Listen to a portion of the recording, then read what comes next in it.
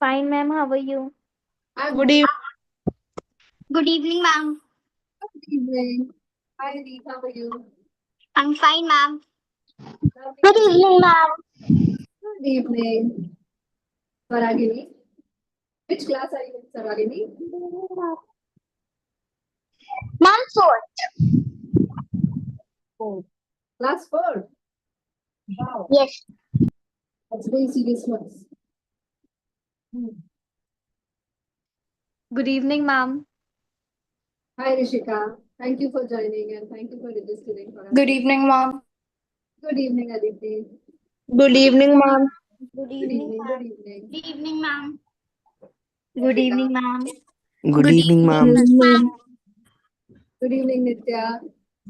Good evening, ma'am. Good evening. Good evening, ma'am. Good Good evening, evening, ma'am. Wow, it's so wonderful to see all of you. That too with your cameras.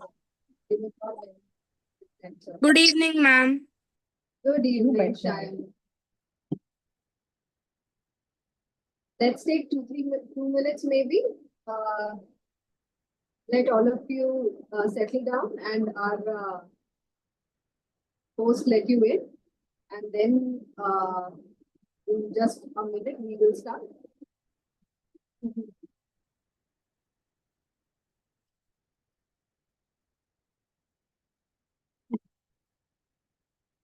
So we have 72 participants.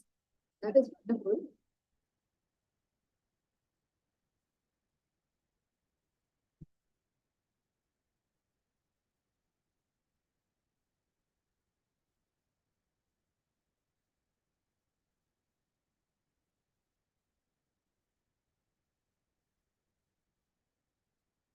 Right. So I think all of you are quite ready. So let's get set and go. So good evening, everyone. I hope you are all as excited as I am to kickstart this thrilling 2-day journey into the world of environment journalism.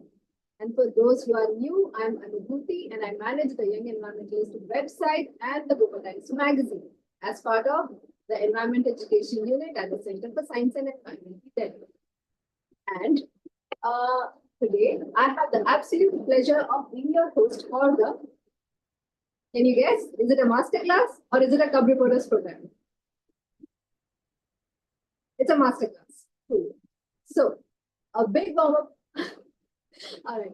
A big warm welcome to all of you from grade 4 to grade 10, especially who have joined us today. Give me a virtual wave if you're excited. Can you use the reactions button and give me a wave?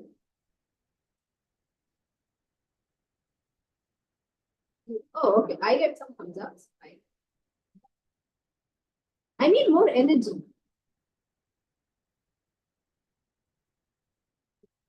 Okay, a little sleepy and drowsy, I think I'm just no worries. So, you are about to become cub reporters. And what does that mean? Well, that's just like cubs growing into mighty lions. You all are young budding journalists who will soon roar with powerful stories about our environment. And over these 2 days, we are going to train you in environmental reporting, which means not just knowing what's happening around you, but also digging deeper to understand why it's happening and how you can share it with the world. So here's what I'll say for you. Day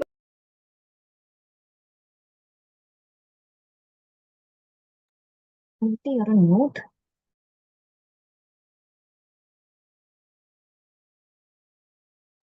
guys, are you able to hear me? That's fine. You can be louder. One second. I think, should I raise the volume a little?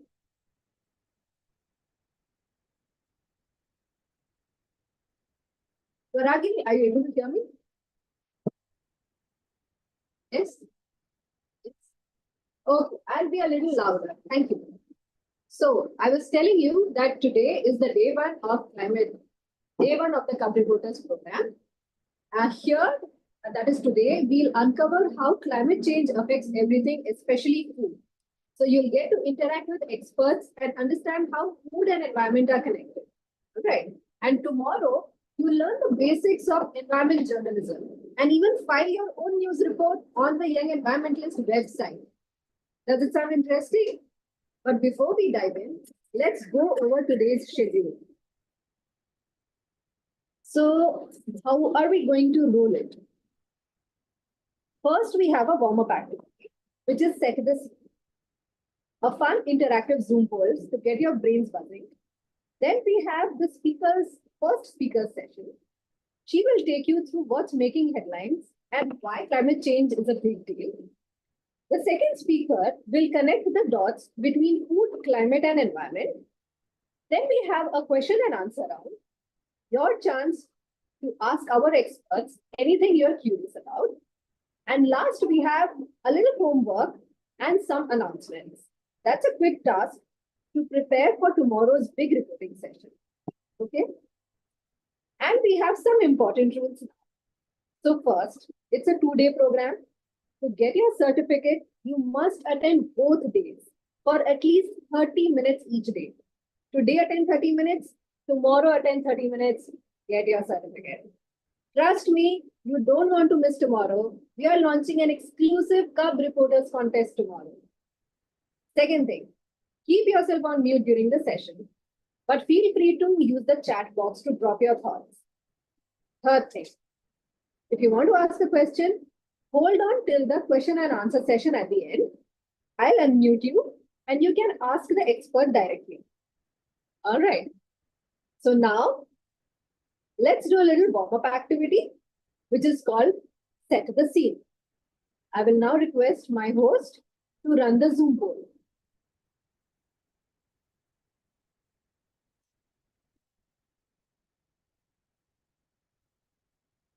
Are you able to see the warm-up activity?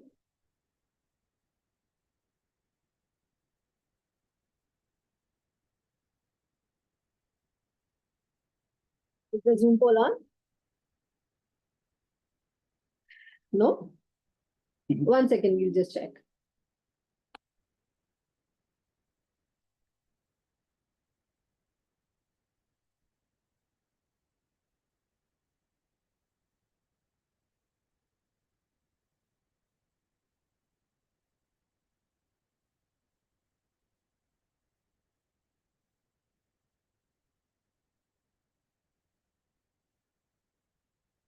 We are working on it. We'll just launch the Zoom poll in 2 minutes.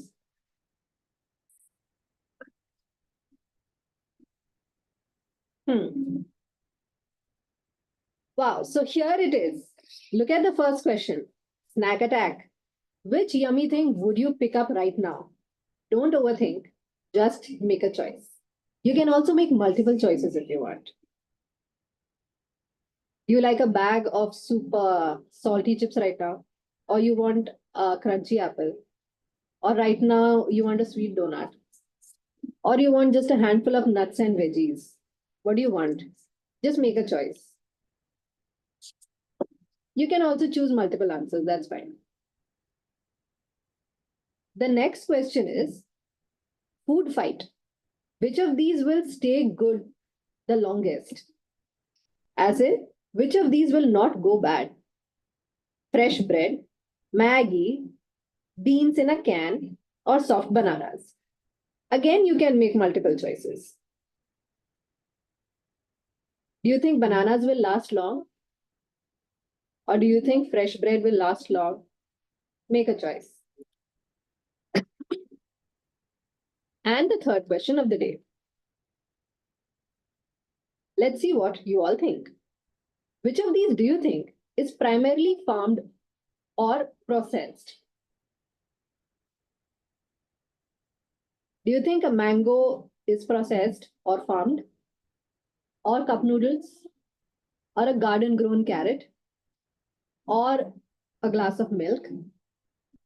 Which of these do you think is processed? Or which of these do you think is grown in farms? Reyansh, you didn't receive the poll? I think if you can refresh, then maybe it will work.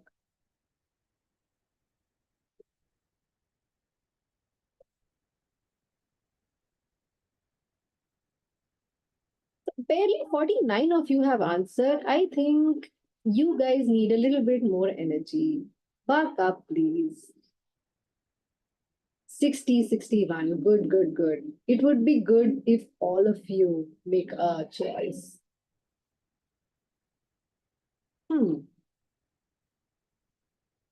I will wait 1 second more and we will have 80% participants. Great. So Kanya, we can end the poll now and we can share the results with them.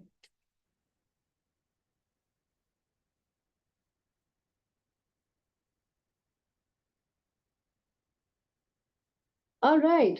So here's the answer. Most children at this point of time want to pick up a cool, crunchy apple. It has got 58% votes. 40% children also want a handful of nuts and veggies. Okay. So I think we have a very conscious, health conscious audience over here, I believe, or maybe they are much bored of the long lectures they have been getting on not to have junk food.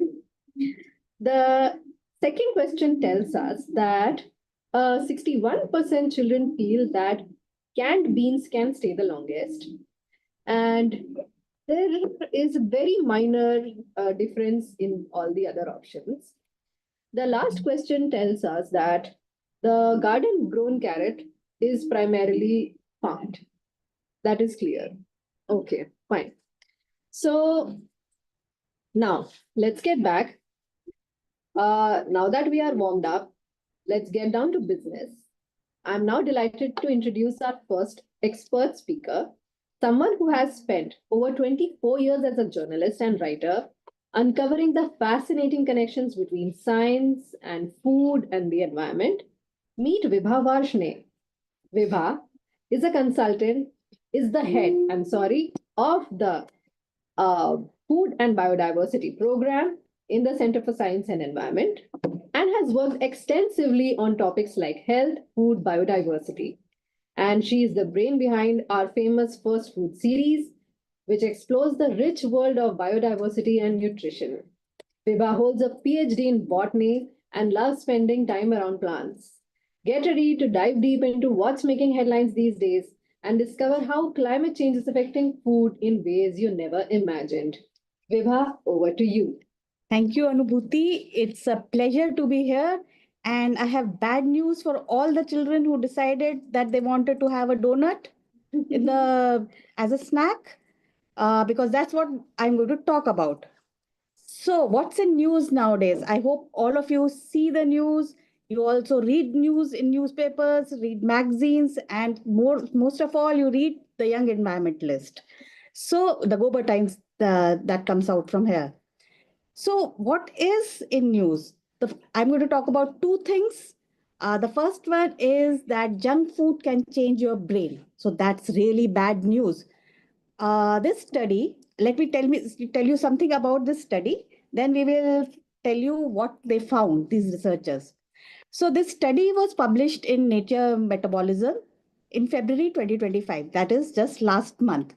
And it came in lots of newspapers, it came on lots of portals because everyone obviously wanted to understand and actually avoid junk food changing the brain.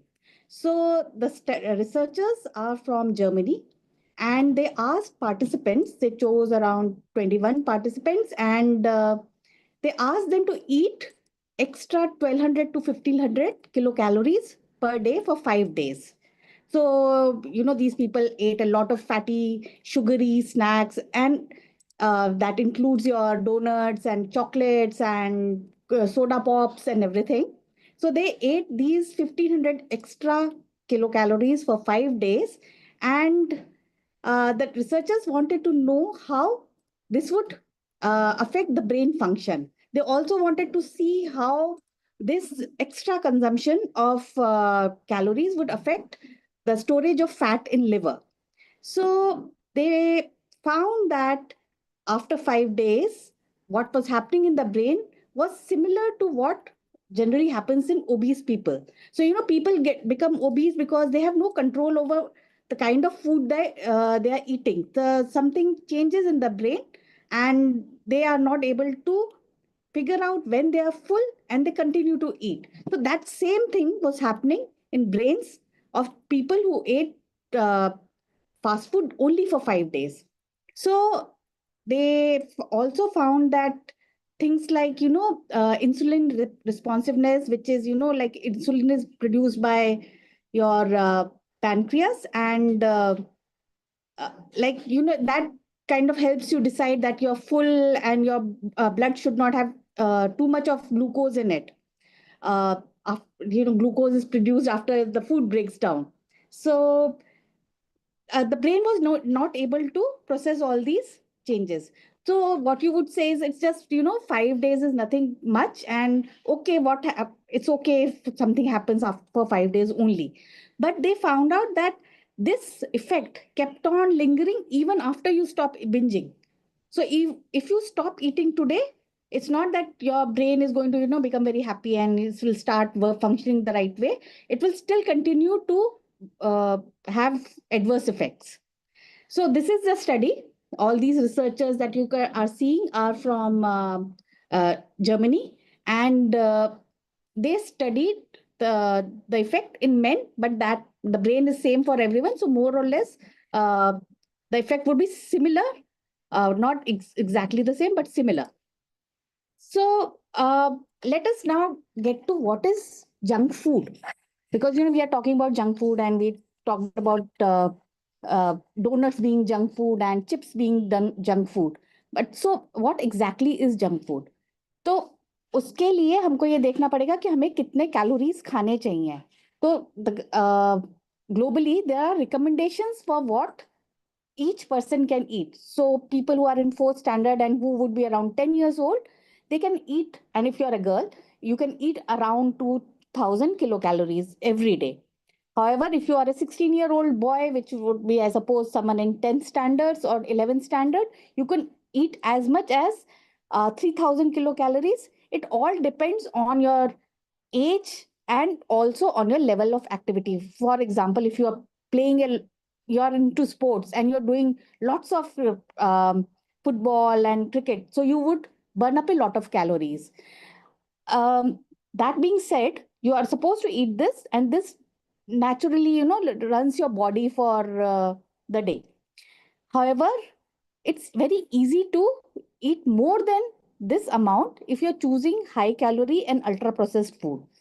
What happens? What is ultra processed food? So things which are processed, which don't look at all like the actual vegetables. So if you're having a gajar ka halwa instead of the gajar that we talked about earlier, that is processed but not ultra processed. But if you're having a fruit juice which is made out of oranges and which has added sugar to it, and it does not look at all like the fruit juice that you would be taking out of the fruit at home, that is ultra processed. Same thing with things like burgers, they are ultra processed.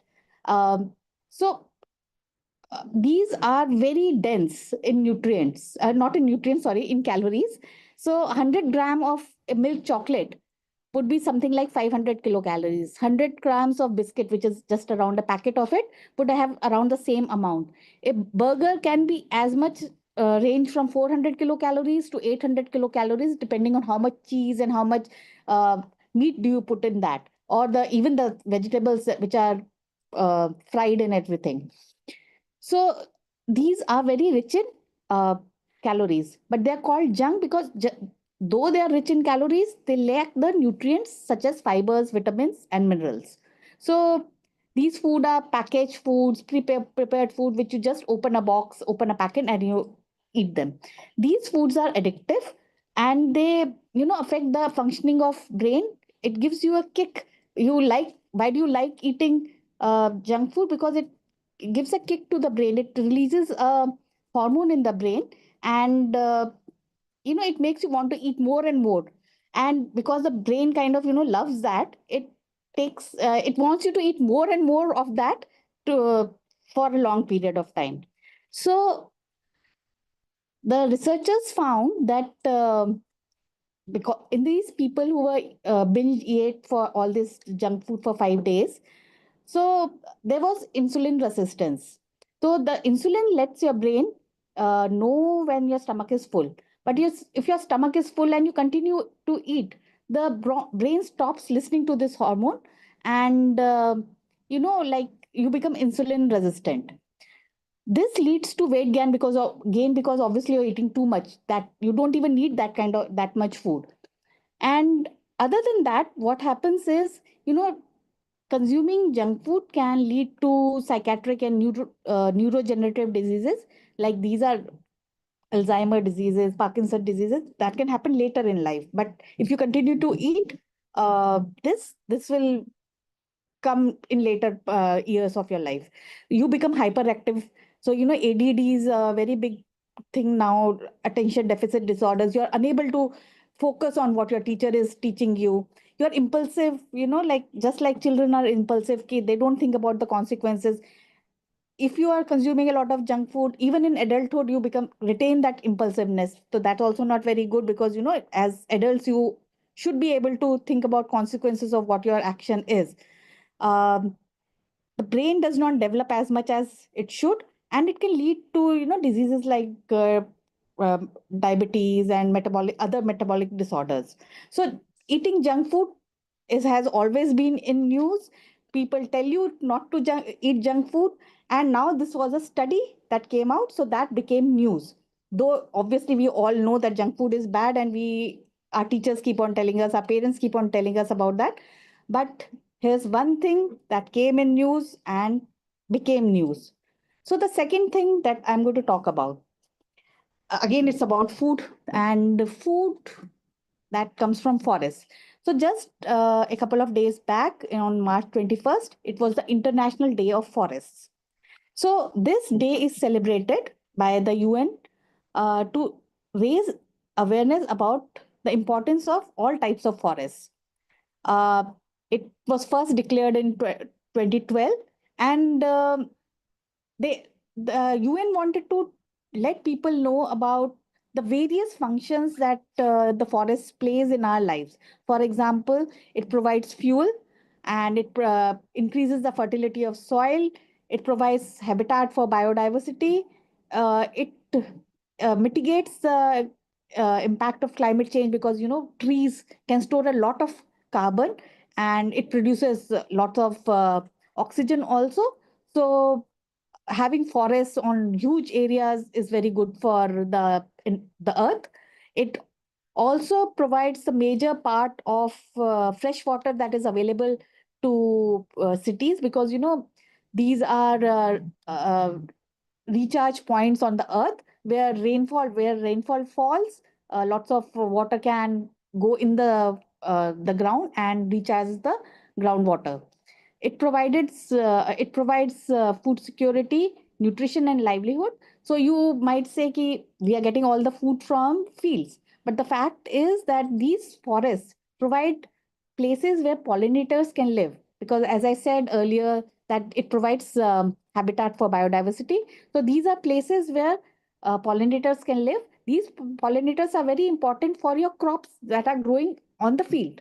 So it has a huge purpose in life, and the forests really help the earth be healthy. Just like good food helps us being healthy, forests help the earth be healthy. So the theme this year was very interesting.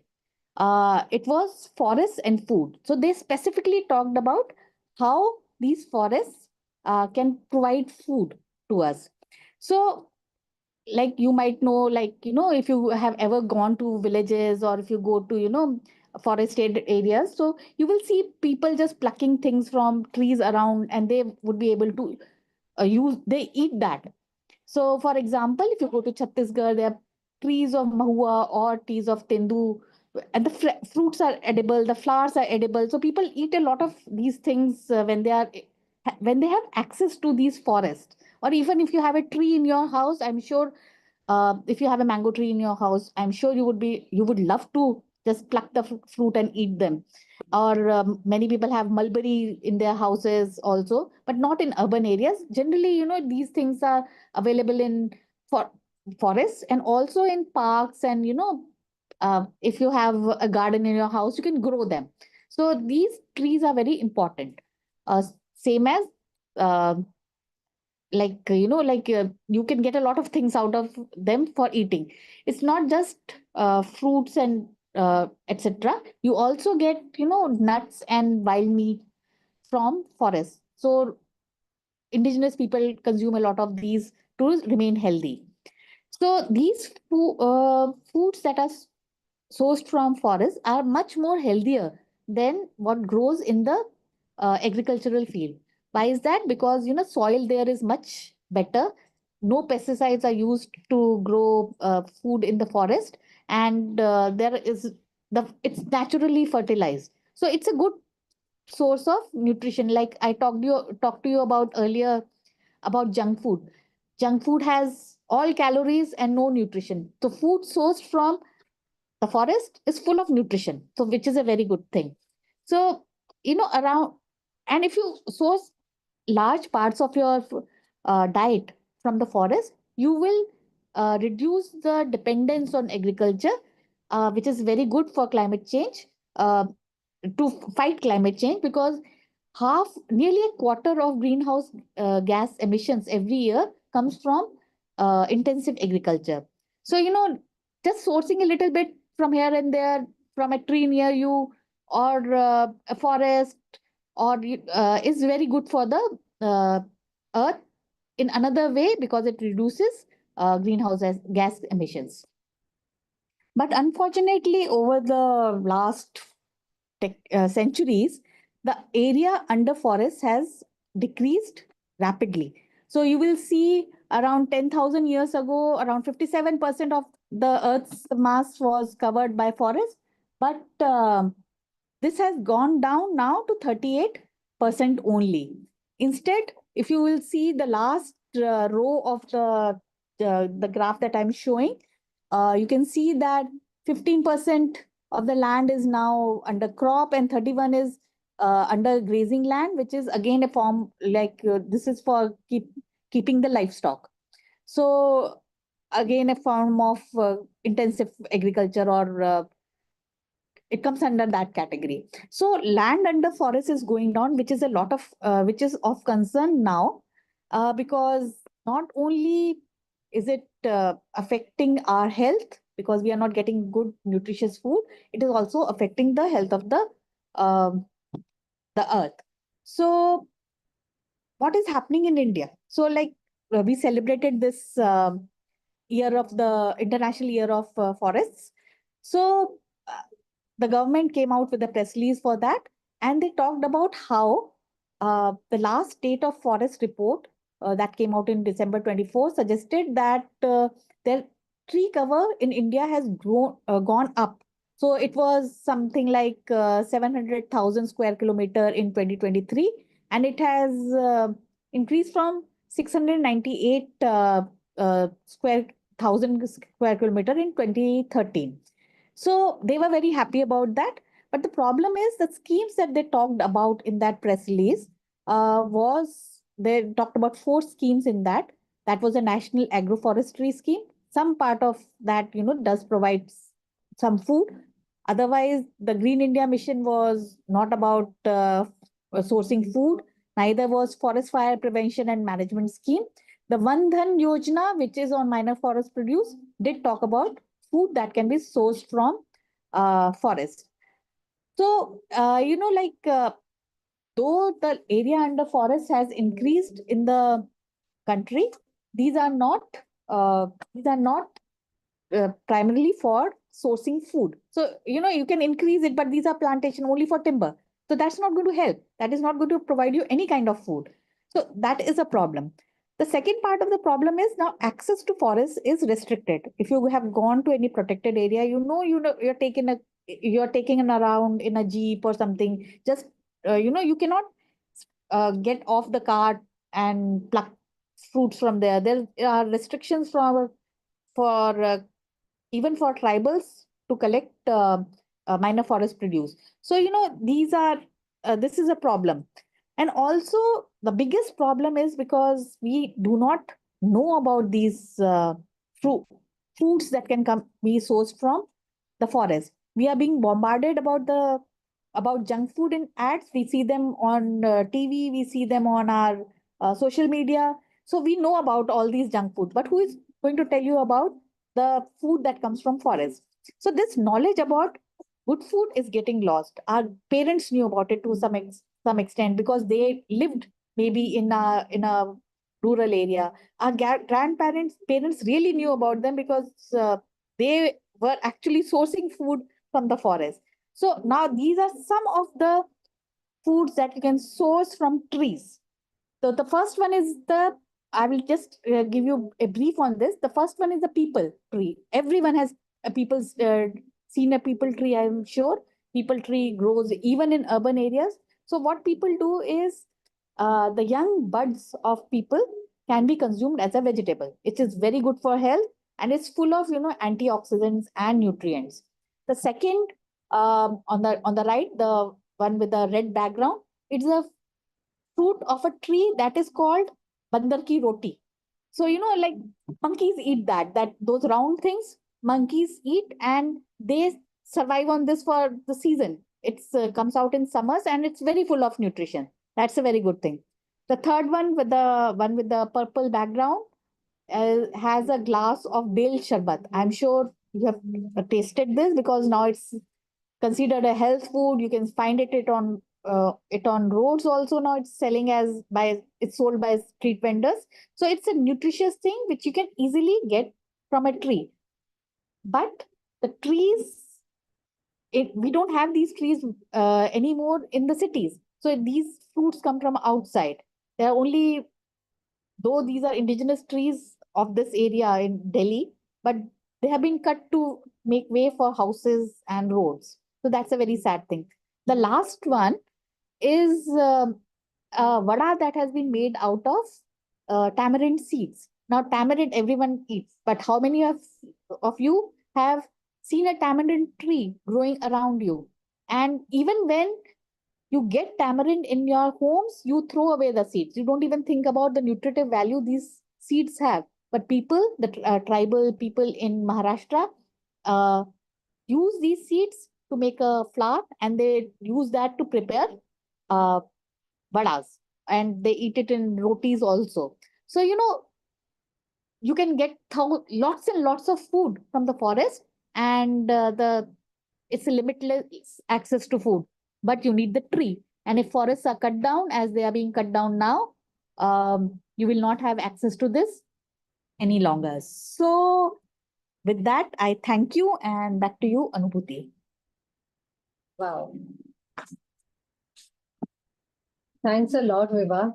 Um, this was very much an eye-opening session, and you gave us a lot of stuff to think about. How the food we eat connects to climate and biodiversity and a lot more, and our health, most importantly. Now, as true reporters, let's not just listen, let's investigate, analyze, and ask questions. And on that note, let me introduce you to our next expert for the day. He's our very own climate guru, someone who dives deep into weather patterns, crunches climate data, and pieces together the big picture of what's happening to our planet. So please give a warm welcome to Rajit Singh Gupta. Rajit is an associate editor at Down to Earth magazine and has been with the Center for Science and Environment for almost a decade now. He's a data wizard and works on the State of Environment report and the State of States report and lots of reports, which are some of CSE's biggest publications. He's even learned data analysis from the Columbia University, USA, and graduated from Delhi University. Rajit, the virtual floor is all yours now. Thanks a lot, Anubhuti.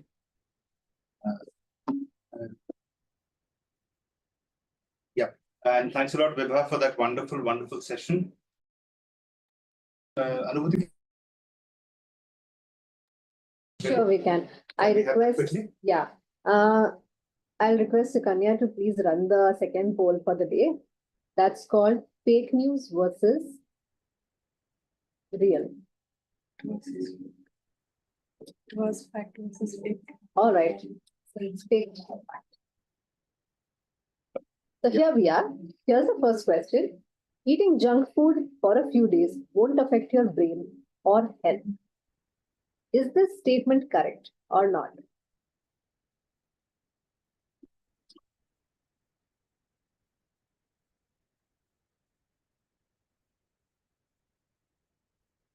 That's a tough question. 50% think it's a fact. 50%. All right, the scores are changing. The second question of the day is whether fast food is bad for health but has no impact on environment. So do you think this is true or not?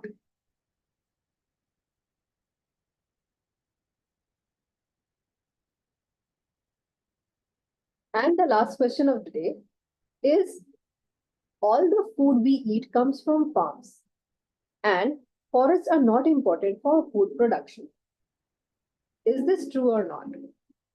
Take it as a true and false exercise. I have one more question at the end. That is, farming is always better for the environment than getting food from forests. Is this true or not?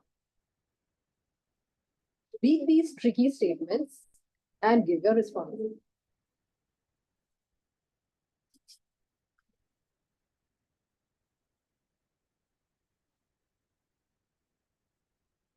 Barely 64% of you have participated.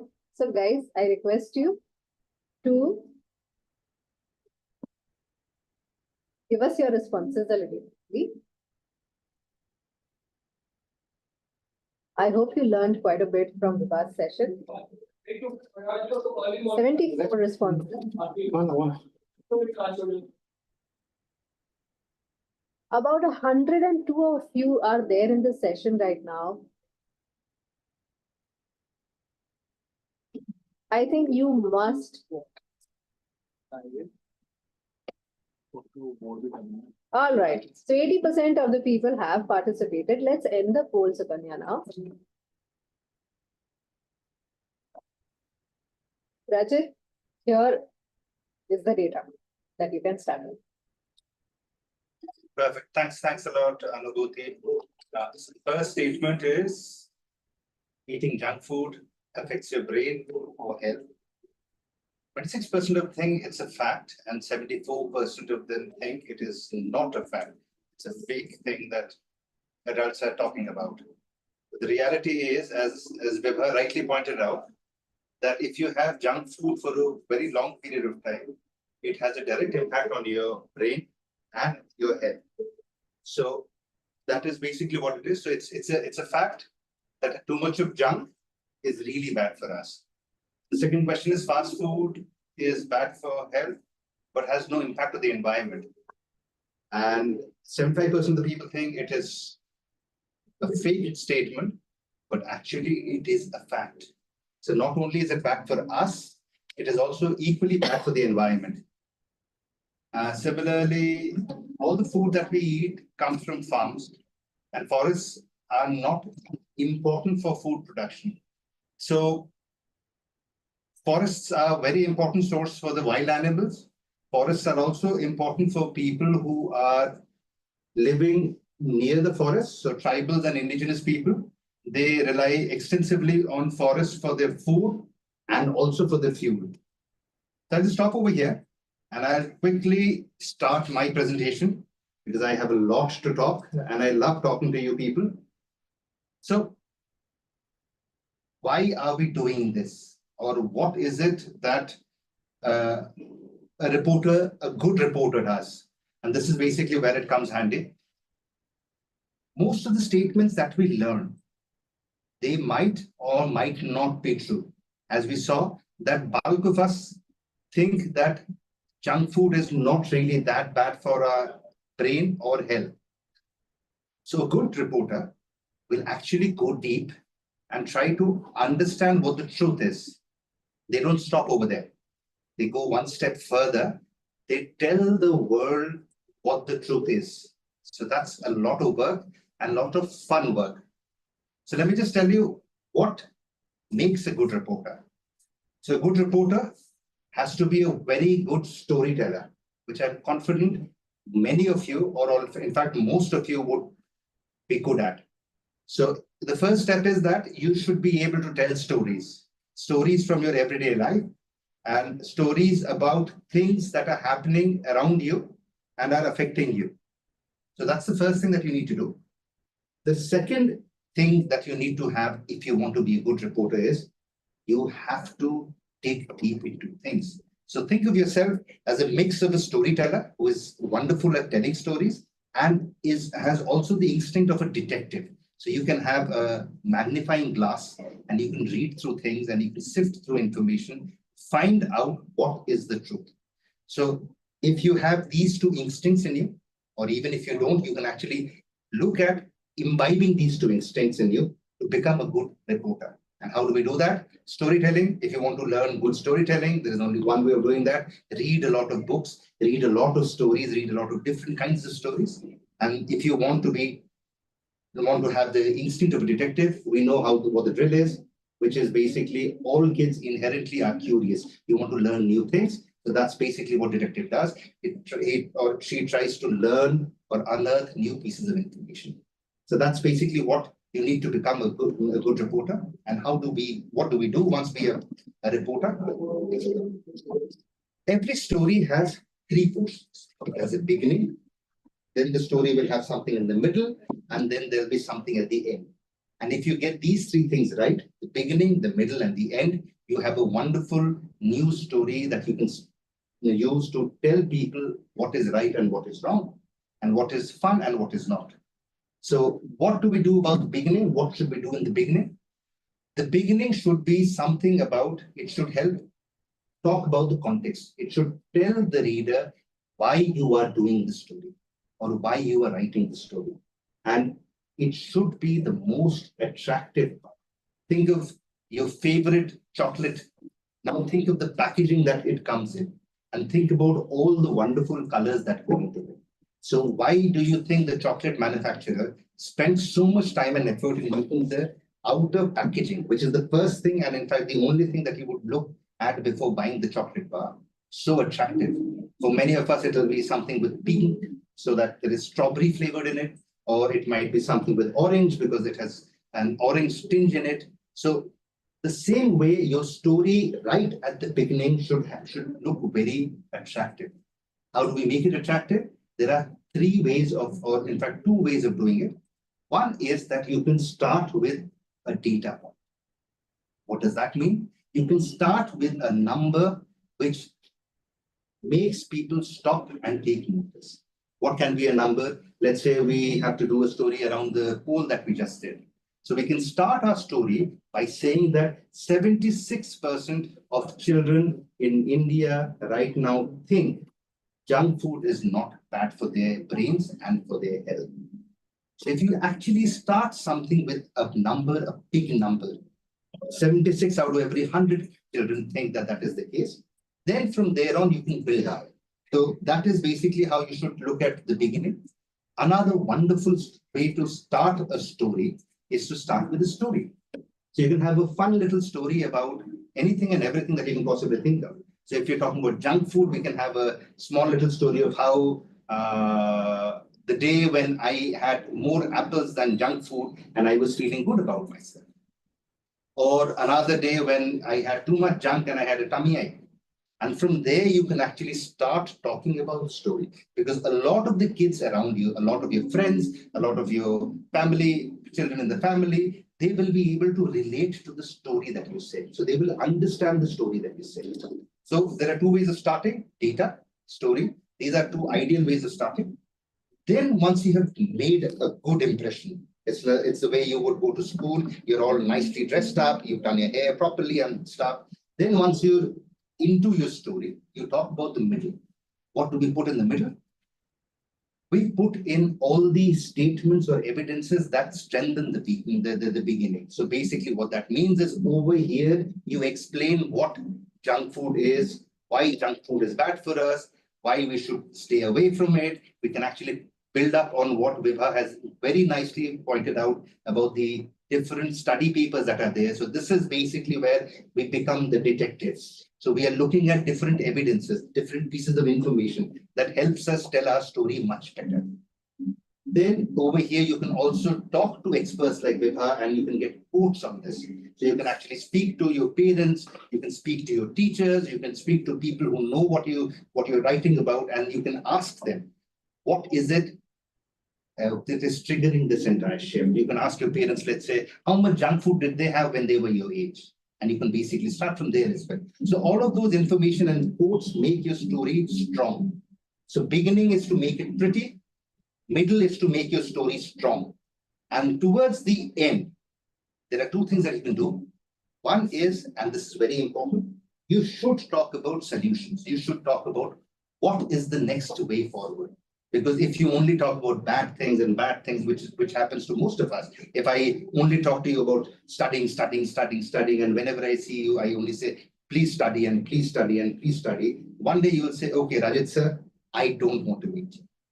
Similarly, with your stories, if you're only talking about the bad things, junk food bad, it is bad for us, it disrupts our tummy, it is bad for the environment, and everything is bad, then people will not like to read your story. So in the end, what you should talk about is solutions. There are simple little solutions. A small solution can be, and this is something that we have tried. I have a daughter and we've tried it. We try to reduce the intake of junk food. We're not saying don't have junk food. It's that don't have junk food every day. Don't have junk food every day for 1 week. So if you are having it right now, try to reduce it to, let's say, once a week. Once you've done that, reduce it to once a month. And slowly and steadily, you will find interesting solutions out of it. So in the end, you end it with something which is positive, which provides you solutions. And another very interesting bit over here is you can also make comparisons over here. Comparisons to the tune of, let's say, how much junk food your parents had vis-a-vis how much junk food you had, or how much junk food a child who is in the US or in Africa or in any other part of the world has compared to how much you have. So when you're comparing, you are telling, okay, we are like this, and this is what other places are doing. And you can have good examples. You can also have bad examples. Let's say in country X, I'm not taking any names because I've not done the detective work of middle and done the research. I would want you to do that. So if, let's say in country X, kids eat 100 kilos of junk food in a year. And in country Y, they eat 60 kgs of junk food in a year. And you and I, we eat 80 kgs of junk food in a year. Very random numbers, very unhealthy numbers.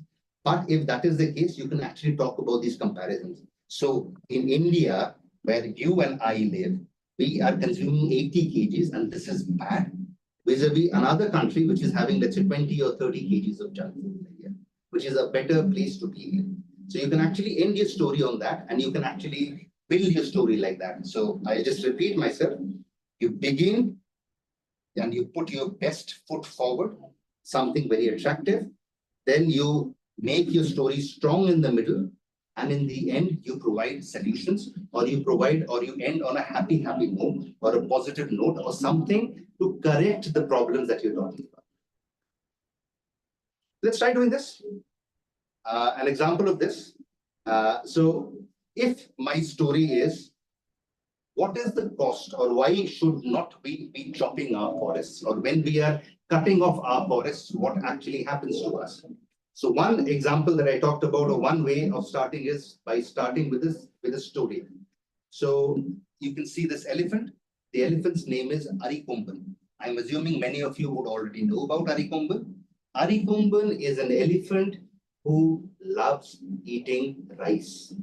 He loves eating rice so much that he actually comes inside your house, goes into the kitchen, takes out some rice and eats it and goes away. Now, why did Arikomban fall in love with rice? It is because the forest where he used to stay, all or most of the food or fruit trees were chopped from there. So he was not getting enough food in his forest. So he was always hungry.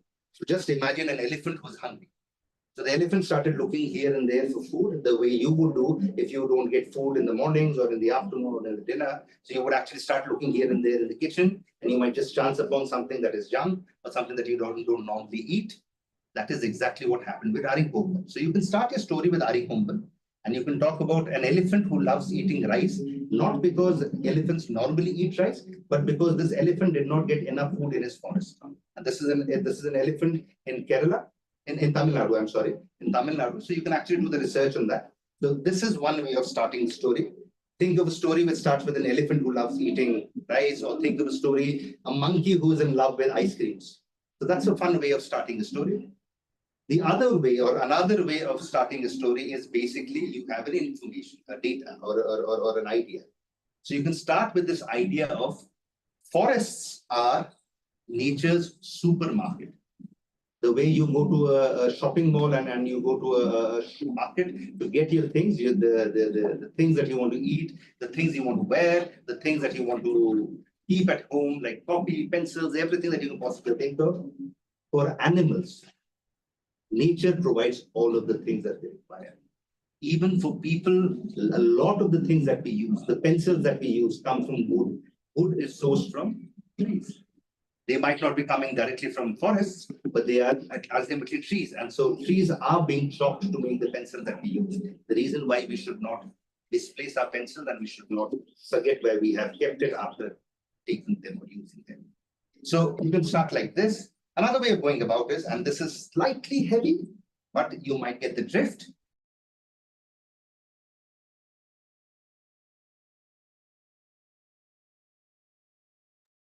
Of forests since 2014-15. So basically in the past 10 years, India has chopped its forest that is equivalent to 1,734 square kilometer. What does that number mean?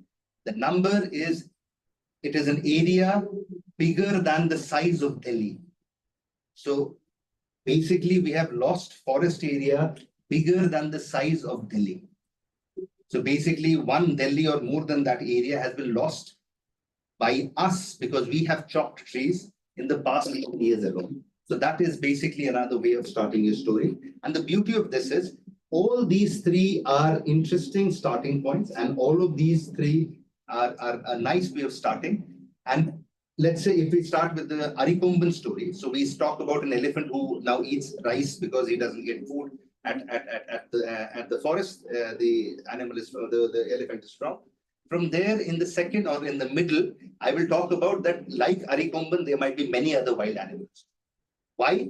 Because India has lost a forest equivalent to the size of Delhi in the past 10 years. So basically, we are cutting the trees which provide them food, which provide them shelter, which provide them everything else that they require to sustain themselves. So you can see how we are structuring the story and how we are building the story. Now you should be able to do that at your end as well. How do we do that? How do I do that in my office? I'll let you in on a secret how journalists normally do that. So what they do is they basically, even before they start writing a story or thinking about a story, they create something called a flowchart. What is a flowchart? A flowchart has three things.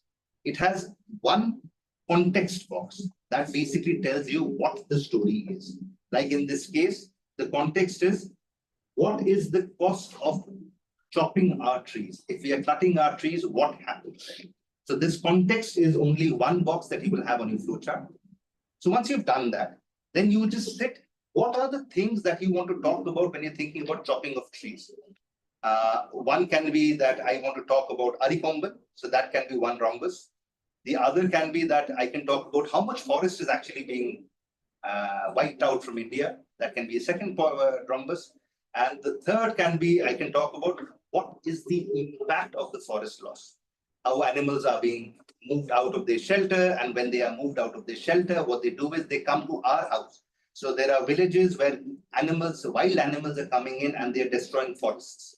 When they are destroying the forests, and it is not, and they're destroying the houses of the villages, and they're also destroying the agricultural land over there. Now, you have to appreciate the fact that their house is not there. So they are coming to our house. And when, just imagine a lion comes to my house and walks into my house, what will I do? I will run away from my house. So humans are also being forced to leave their houses, their villages. Kids are not allowed to play outside because of the fear that there might be a wild animal in the village. So all of those things are happening, and these are impacts that are very real. And all of this is happening because we are cutting their houses. So it's basically, I have cut your house, so you are coming back to my house. So that's basically what it is. So what we do is we create these rhombuses to identify what are the points that we want to talk about. And all of these rhombuses can individually be paragraphs in my story as well. So the first rhombus can be my opening story or opening paragraph. Then forest loss can be my middle paragraph. And impacts can be the third paragraph. And fourth paragraph might be on the solutions of it. So that is how we build it. And then what we do is we look at different sources from where we can get this information.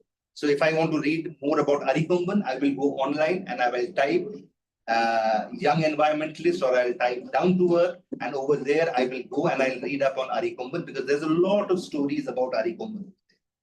If I want to learn about forest and how much of it is getting lost, Parliament is a very good source. So there is a Parliament website. You can go over there and you can look up over there. One of the best sources that you have right now is your teachers and your parents. Whether we agree to it or not, our parents and our teachers know much, much more than what we do. So you can also use them as sources as well. So you can ask them, can you help me learn more about the impacts of forest loss? So they can be your experts and they can tell you, okay, these are the things that happen when there is a forest loss. Because many of them might have actually visited a forest. Many of them might have lived in a village which was close to a forest. Many of them might know people who live close to a forest. So all of those experiences can also be brought into when you're creating a story. So story making is basically storytelling. News story is basically storytelling. And along with that, asking questions. How much time are we left with, Anubhuti? Do we have much time? 5 minutes? Yeah. 5-7 minutes? Yeah, 5. So let's quickly try to spend 2 minutes thinking about this story idea. So I have given you the story idea. What are the ill effects of junk food? Can you just type in the chat box, what are the possible things that you can think of, like in terms of information? What is the first information that you would want if you want to tell a story of ill effects of junk food? So you are writing a story on ill effects of junk food. What is the first thing that you would want information on? What is the second thing that you would want information on? If you think you can come up with a third one, you can write that as well in the chat box. I'll give you 2 minutes to do this. The good thing about being a reporter is that you learn when you read. And when you read, you know new things, you can think of, you become a better storyteller. So there are no right answers right now. So if you can type out what are the information that you possibly would want.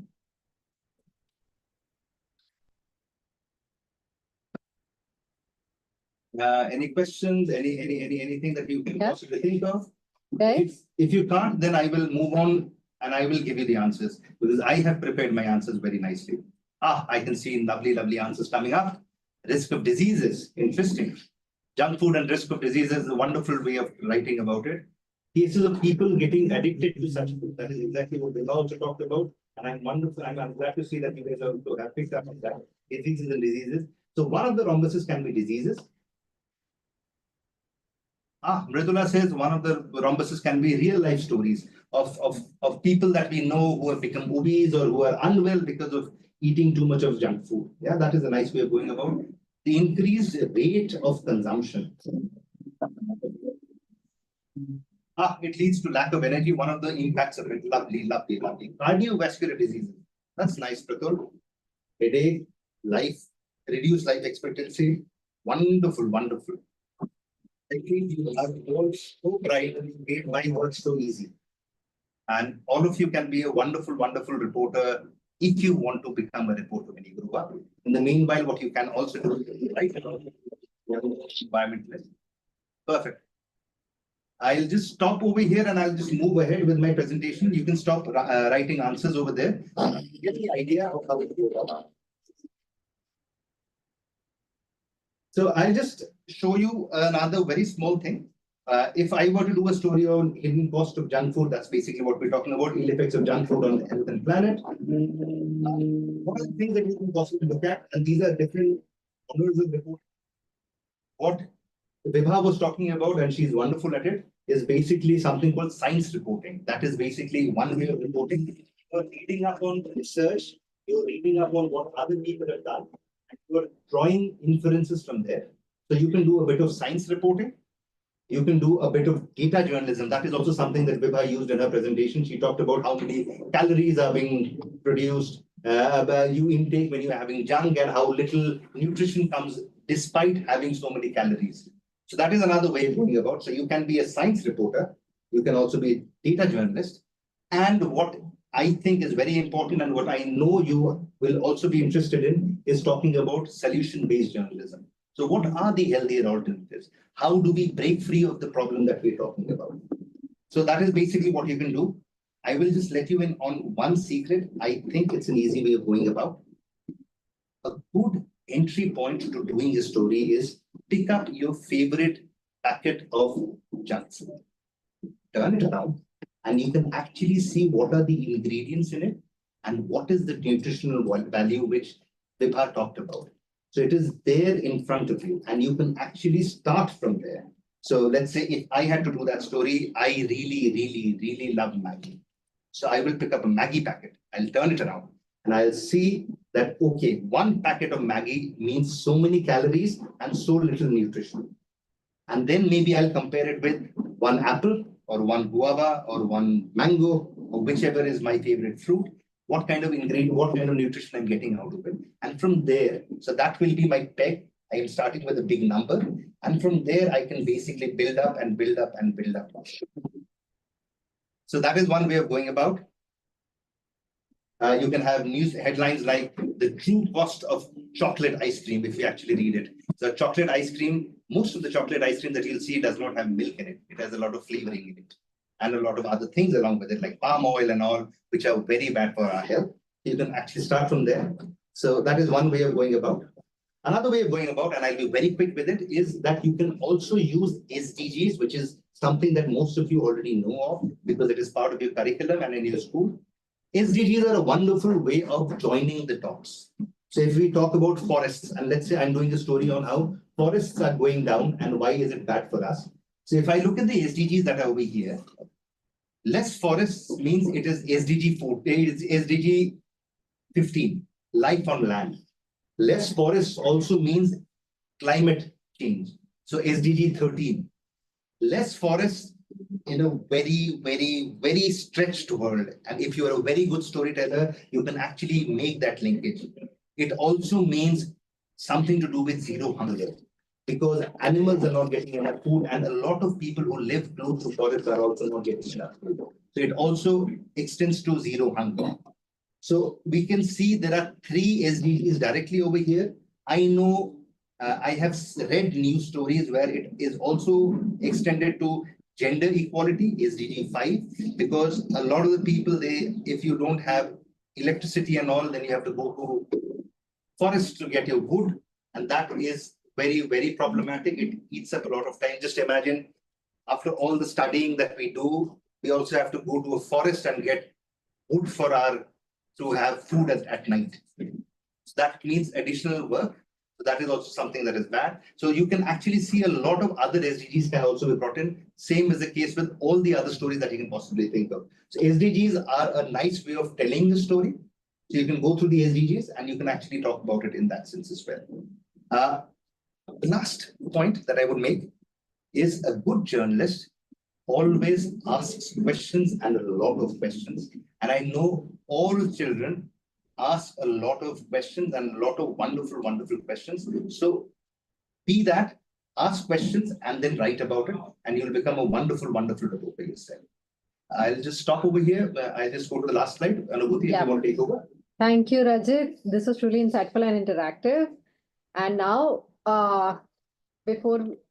let us get started with the question and answer round quickly. A lot of children are now waiting to ask you questions. Should I stop sharing the screen? Sure, you can. Okay, so Devagna, Riyansh, and Adrita have raised their hands for quite a while. Riyansh, I can see you nodding. Why don't you go ahead and first ask your question? Introduce yourself. Tell us where you're from. Ma'am, my name is Ranuar. I'm 12 years old. I will turn 12 this 11th September.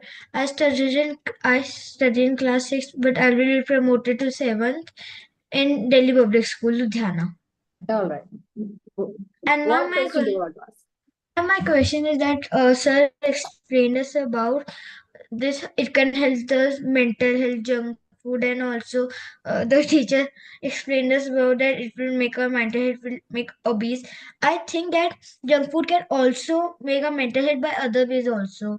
Like I feel when like there are obese people or people having disease overall, they're like the spotlight for the public. People talk about, so this can also lead mental issues like overthinking that why I'm like this. This can also help in the mental issues. The spotlight consciousness. Absolutely. It's Yes, a wonderful, that's- wonderful point, Riyansh, that you brought up. And I Thank you, think sir. you can actually do is you can write a long story about this. The mental impact of being obese, which is one of the main reasons for that, is junk food. There are other Yes, issues as sir. well. I feel like That's a this. wonderful, wonderful way of going about. Lovely idea, Riyansh. Thank you. Thank you, ma'am, for allowing me. Thank you, Riyansh, for putting your point across. Uh, Next question. All right, I see Yashika Mishra with her hand raised. Yashika, thank you for staying until now. And please ask your question. Also, tell us where you're from.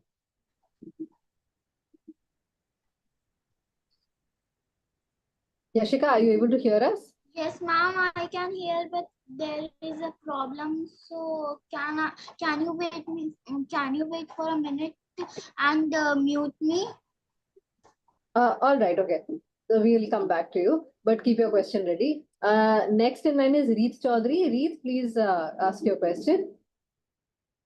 Good evening, ma'ams and sirs. I'm Richaldri from Delhi Public School in Rohini, and I'm promoted to class 5. Lovely. So, I the meaning of SGD. SDG. Okay. Okay. So SDG. So in 2015, many of you would not have been born then. In 2015, all the countries, they decided what are the problems in the world that we need to solve. And they came out with 17 problem areas. And they said, these are the problem areas that we will have to fix. And by when? By 2030. So we are in 2025. So we have 5 years to finish that. So what are those problems? The first is SDG 1, which says no poverty. No person should be poor in the world. That's the first SDG. SDG 2 talks about zero hunger. Nobody in the world should go to bed without eating enough. SDG 3, then there is SDG 5, which talks about education, which says all kids in the world should have access to good education. So these are the 17, in fact, 16 of them are basically such ideas of things that we need to improve if we want the world to be a happier world to live in. So what I mean is that you can use SDGs to talk about your stories as well. And they are interrelated. If you're hungry, you can't study. If you are not sleeping enough, and if you don't have house, then you can't really study enough. So all of these are very, very much related. If you don't have a good health, then you also can't study, and vice versa. Does it make sense? Does that answer the question, Ray? I guess so. Thank you, Rajit. All right. So the next question, Adrita. Adrita, are you there? Do you want to ask your question? I think we don't have Adrita right now. Okay, I'll come back to Yashika. Yashika, I hope you are now ready. Excuse me, ma'am. Am I audible? Okay, Aditya, you're here. That's great. So, Aditya, please introduce yourself and please ask your question. Yes, ma'am. Good evening, ma'am. Good evening, sir. First of all, thank you for such a wonderful session. I had a lot of fun joining it. I've been a part of Young Environmentalist magazine for a good 5 years now, and it's been a while since I've joined one session. So it was really great being a part of this. My question is to Vibha, ma'am. Ma'am, while we were discussing about International Day of Forests, one point arose that intensive agriculture is also responsible for a quarter of GHG emissions in India. Could we delve deeper into GHG emissions and are there any other contributors to them except intensive agriculture which may impact our food? Okay, so Take it. yeah. Yeah, so hi. So the thing is, as I said, only a quarter of the GHG emissions are released by through agriculture. The others are industries and our lifestyle, deforestation and everything. All that also leads to uh, uh, GHG emissions. So in case of agriculture, the GHGs are released because of like you might have to transport your food long distances to for sourcing them, or you could be you would have to use a lot of pesticides and fertilizer which are produced in factories which release greenhouse gas emissions. So uh, agricultural intensive agriculture leads to a lot of greenhouse gas emissions. So that's it, that's the answer. I hope that is what you are looking for.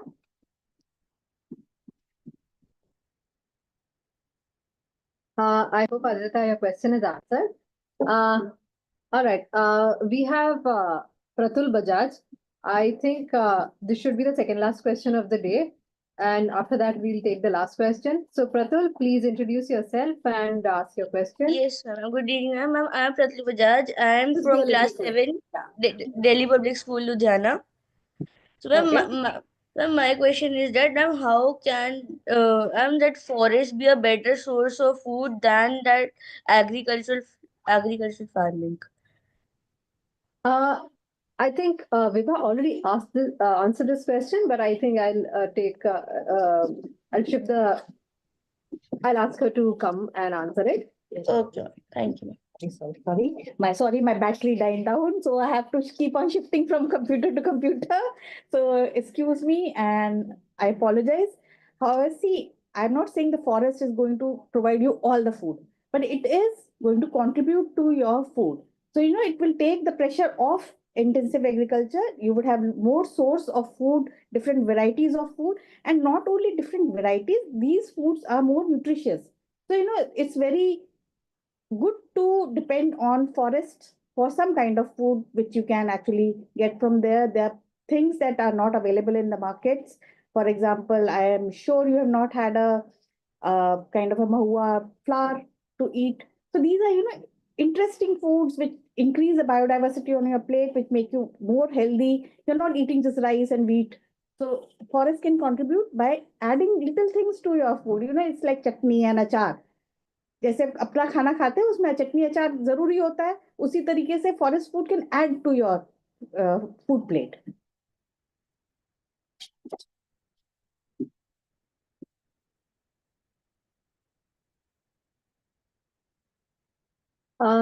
Okay. I hope Pratul, your question is answered. And if Yashika, you want to ask your question, you can. Ma'am, I'm from Cambridge School, Indrapuram, and now I'm promoted to 4th class, and the section is D. And ma'am, my question is that what is the meaning of calories? All right. Okay. 1 second.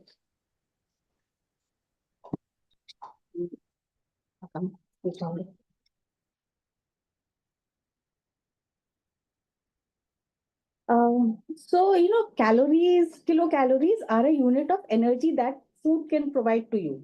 So, to run your body, like, you need energy when you're walking and you get tired, then you feel hungry. So, your body is losing energy.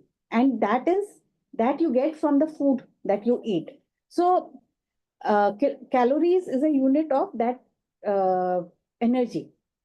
So it depends on different children. As I said, a 10-year-old would just need around 2000 kilocalories, while a 15-year-old child who is running all the day and who is into sports and who is, getting up early in the morning, running, that child would require more calories. But the whole thing is that these should not be empty calories. You need to have some kind of nutrients in them. So the more the nutrients you have, the better that food is. You should not have ultra processed food, as I said, which is just calories and nothing else in it. So that is how you decide. Is that the question that you were asking, or was that something else? Yeah, go ahead. Ma'am, I think, ma'am, you tell that 10 year a 10-year child can have this much and a 16-year child can have this much, but if there is child which we have to know that how much calories he wants, then which is 10 years below 10 years, then how much will he need? Okay, so you need to have there are tables. Wait for that. India has a guideline for this. Like ICMR is an organization which provides all these data, and for a child who is younger than 10 but who is very active would again be 2000. But if the child is not active and is younger, so that child would need less. So you have to check on the basis of your activity and you have to see the table. I think I will just ask Anubhuti to share the table. Sure. And you would be able to see that. Okay, ma'am.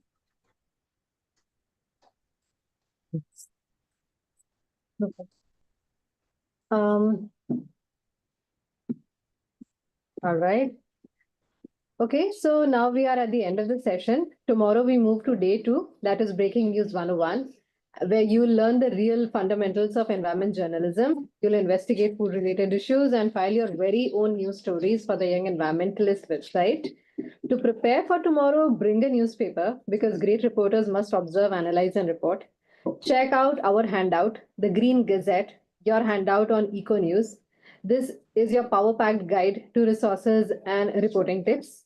I will place the web link to the green handout right away in the chat. In fact, I'll request my friend Anshika to please place the URL in the chat box.